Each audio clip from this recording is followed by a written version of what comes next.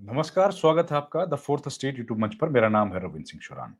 Supreme court SIR को लेकर और ज्ञानेश कुमार का जो आदेश है, इस पर बहुत गंभीरता से चिंतन कर रहा है। सुप्रीम कोर्ट में 26 नवंबर को हियरिंग हुई और अब 27 नवंबर को दोबारा हियरिंग होगी। इस केस को लिस्ट किया गया है 27 नवंबर को भी। तो ये बड़ी खबर है। और देखिए, सुप्रीम कोर्ट में आज हियरिंग जो हुई थी, उसमें सुप्रीम कोर्ट ने कहा था कि कल बिहार का जो मामला है, बहुत बड़ा मुद्दा है, आज हियरिंग नहीं हो पाई थी। क्यों? क्योंकि समय कम था। और सुप्रीम कोर्ट ने कहा कि इसको एट लेंथ सुनेंगे, बहुत डिटेल में सुनना है, कॉन्स्टिट्यूशनल वैलिडिटी पर सुनना है कि भैया ये संवैधानिक भी है कि नहीं है।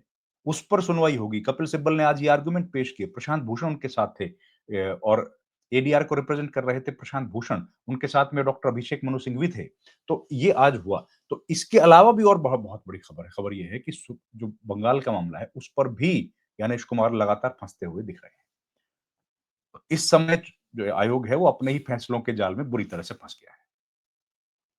इस खींचतान में वो खुद मुश्किलों में घिरा है और अपने जो साथी हैं, उनको भी उन्होंने मुश्किलों में घिरता हुआ लग रहा है। चुनाव आयोग ने पश्चिम बंगाल के लिए कुछ विशेष योजनाएं तैयार की, आप जानते हैं।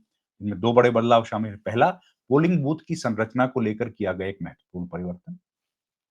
दूसरा, चुनाव कार्यों के लिए कर्मचारियों की तैनाती के लिए आउटसोर्सिंग का रास्ता अपनाना। इन दोनों फैसलों में एक राजनीतिक भूचाल ला दिया है।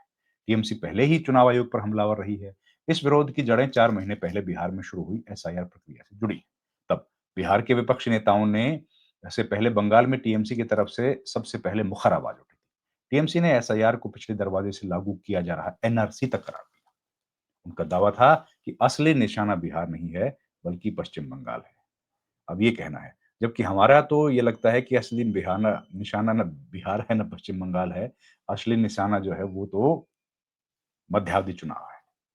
कोई बड़ी बात नहीं है कि जिस तरह से सूत्रों से खबरें मिल रही हैं और कई जानकारियाँ आई हैं कि कोई बड़ी बात नहीं है कि 2027 में हम लोग देखें कि विधानसभा के चुनाव जो जिन स्टेट्स के होने हैं, उनके साथ ही मध्यावधि चुनाव भी हो जाएँ। क्योंकि जिस तरीके से तेज गति से एसआईआर की कार्रवाई चल रही है और हम जानते हैं कि जो 2-2, 3-3 साल बाद चुनाव हैं, उन चुनाव में भी 1-1 महीने के समय देकर उन प्रदेशों में एसआईआर की जा रही है।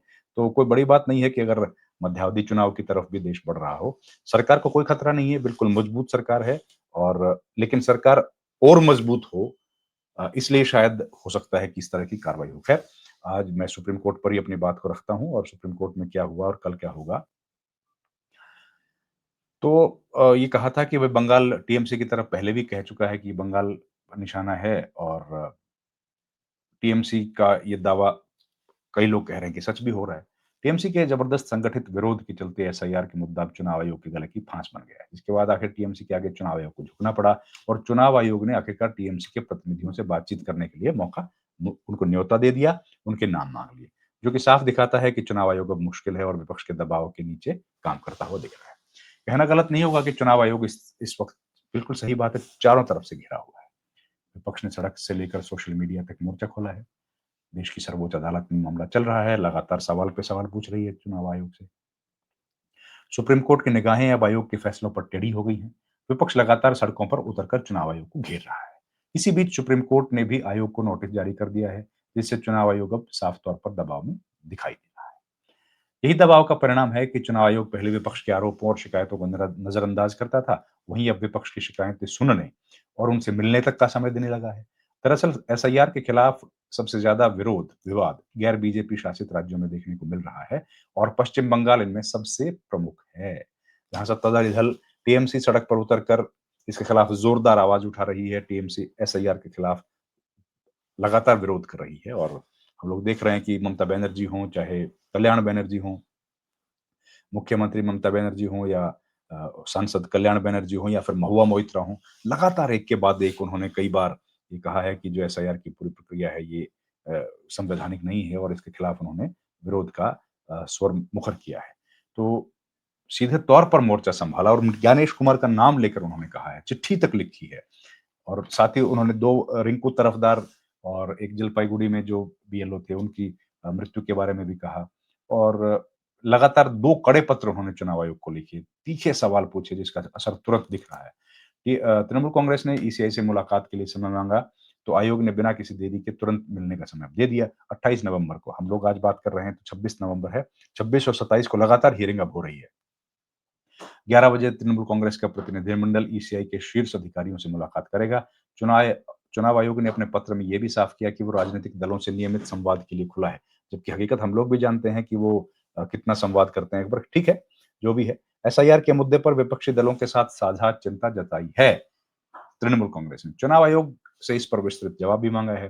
तो ये जो बड़ी खबर है, इधर तृणमूल कांग्रेस की अगर बात करें, चुनाव आयोग और तृणमूल कांग्रेस के बीच में भी लगातार इस तरह के आरोप प्रत्यारोप चलते रहे हैं। तृणमूल कांग्रेस के नेता अभिषेक बैनर्जी ने आयोग के लेटर पर तुरंत तीखा जवाब दिया। उन्होंने अपने सोशल मीडिया हैंडल पर लिखा कि 10 सांसदों के प्रतिनिधिमंडल के लिए समय मांगा गया है। ये प्रतिनिधि भारत की जनता द्वारा चुने गए हैं, न कि मुख्य चुनाव आयुक्त और चुनाव आयुक्त। जाहिर है भाई, वो तो सरकारी नौकरी कर रहे हैं, ये लोग चुने गए हैं और इनको भारत सरकार या एक जो कमेटी है वो चुनती है। चुनाव आयोग को पारदर्शी और सौहार्दपूर्ण दिखाने के लिए चुनिंदा लोग एक बनावटी दिखावा मात्र है। तो अगर इसे वाकई पे पारदर्शी है तो 10 सांसदों का सामना करने से क्यों डर रही है? बैठक खुले तौर पर करें, इसका सीधा प्रसारण करें और उन 5 सीधे जायज़ सवालों का जवाब दें जो तृणमूल कांग्रेस उठा रही है। अब देखिए किस लेवल तक ये विरोध जो है हो रहा है एक-दूसरे के खिलाफ। तो ऐसे में अब क्या होगा ये देखने की बात होगी, सबकी नज़रें इस पर बनी हुई हैं। आज क्या हुआ कि सुप्रीम कोर्ट में जो मामला चल रहा था, उस मामले में जब जब अपना पक्ष रखने का समय आया प्रशांत भूषण का। प्रशांत भूषण आप जानते हैं कि एडीआर को रिप्रेजेंट करते हैं, एसोसिएशन फॉर डेमोक्रेटिक रिफॉर्म्स। और जब उनका वक्त आया बोलने के लिए, हालांकि उस पर लंबी बहस नहीं हुई, तो उन्होंने कहा कि भाई डी डुप्लीकेशन का जो सॉफ्टवेयर आपके पास है, जिससे कि फर्जी मतदाता हट जाते हैं या 2 बार जिसका नाम है, अगर सपोज करो एक व्यक्ति है, उनके उनका नाम, उनके पिता का नाम सेम है, उनकी उम्र वही है 2 बार, उनका घर का एड्रेस वही है, शहर वही है, तो उसका जो डी डुप्लीकेशन एक सॉफ्टवेयर है, वो सॉफ्टवेयर इतना आसान है कि तुरंत नाम हटा देता है। तो प्रशांत भूषण ने यही बात कही है कि डी डुप्लीकेशन का जो सॉफ्टवेयर है, उसका उपयोग चुनाव आयोग क्यों नहीं कर रहा है? इस पर चुनाव आयोग जो है, उस पर कल बहस होगी और चुनाव आयोग को जवाब देना पड़ेगा कि वो डी डुप्लीकेशन का सॉफ्टवेयर उपयोग क्यों नहीं कर रहा है। ये एक बड़ी खबर है। तो इस पर कोई बड़ी गंभीर चर्चा होने की कल संभावना है। साथ ही साथ इस बात पर भी मुद्दा आएगा कि भई ये जो पूरी प्रक्रिया है संवैधानिक है कि नहीं है। इस पर चुनाव आयोग के जो वकील हैं राकेश द्विवेदी, वो लगातार अपनी तरफ से पक्ष रख रहे हैं। उम्मीद है वो अपने पक्ष इस पर रखते रहेंगे और कल इस बात पर खुलासा होगा कि अब चुनाव आयोग जो है वो आगे किस तरीके से काम करेगा और कैसे चुनाव आयोग ने जो एसआईआर की पूरी प्रक्रिया है, इसको चालू रखेगा। और इलेक्शन कमीशन की इस पूरी प्रक्रिया पर सुप्रीम कोर्ट की जो नज़र है, वो लगातार बनी हुई है। इसके अलावा जो आज हम लोग देख रहे हैं कि कुल 12 प्रदेश हैं, जहाँ पर इस वक़्त जब हम बात कर रहे हैं, तो एसआईआर की प्रक्रिया चल रही है। लेकिन उनमें से जो बड़े प्रदेश हैं, वो सीधे तौर पर सुप्रीम कोर्ट गए हैं। प्रदेश मतलब पॉलिटिकल पार्टीज़, प्रदेश तो केवल एक गया है जहाँ की सरकार गई है, वो है केरला। केरला में इसलिए दिक्कत ज़्यादा है कि भई वहाँ पर एसआईआर की जो प्रक्रिया चल रही है, उसके साथ-साथ चल रहा है लोकल बॉडीज़ का इलेक्शन भी। तो वहाँ की सरकार और सरकार का कहना है कि हमारे पास इतने मानव संसाधन नहीं है कि हम लोग दोनों काम एक साथ कर पाएँ, इसलिए इसको टाल देना चाहिए। डीएमके जो पार्टी है, वो गई है, जो कि रूल करती है स्टेट में तमिलनाडु में, वो गई है सुप्रीम कोर्ट और उनका कहना है कि इस प्रक्रिया को रोक देना चाहिए। जबकि हैरानी की बात है कि एडीएमके जो है, वो इसके समर्थन में सुप्रीम कोर्ट गई है। उनका कहना है कि ये प्रक्रिया जारी रहनी चाहिए। तृणमूल कांग्रेस और कांग्रेस पार्टी और लेफ्ट पार्टीज गई हैं। बंगाल की तरफ से और केरला की तरफ से भी पॉलिटिकल पार्टीज गई हैं और स्टेट भी गई है। पुडुचेरी की भी एक याचिका जो है वो लंबित है।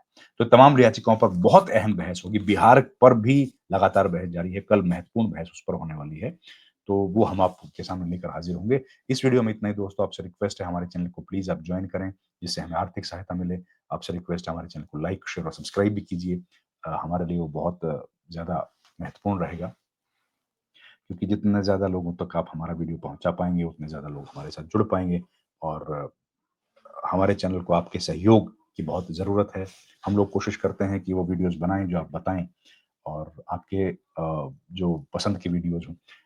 ये भी रिक्वेस्ट आपसे रहेगी कि अगर आप चाहते हैं कि हम लोग कोई ऐसा वीडियो बनाएँ जो आप चाहते हैं, जो आप जिस पर आप जानकारी लेना चाहते हैं, तो आप हमें कमेंट बॉक्स में बता दीजिए, हम लोग उस पर ज़रूर वीडियो बनाकर आप तक पहुँचाएँगे। इस वीडियो में इतना ही दोस्तों। बहुत-बहुत धन्यवाद आपका। Thank you very much. नमस्कार।